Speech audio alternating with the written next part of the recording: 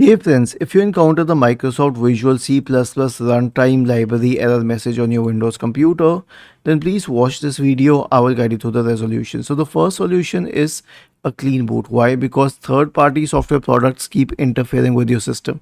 So search for system configuration in the Windows search bar and open system configuration.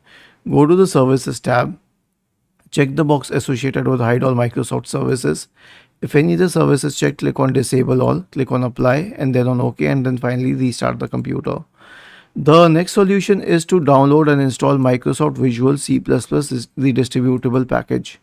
Okay, so you can search for it on the web, on Google or Bing, wherever you want to, and then download this first option here.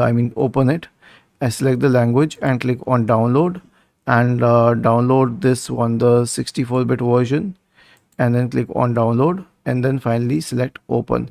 It will install it on your system directly.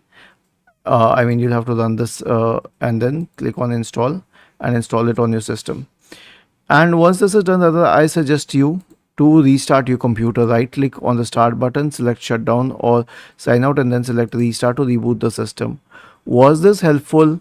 If yes, then please subscribe to the channel, and if not, then let us know in the comment section of this video on how we could help you further.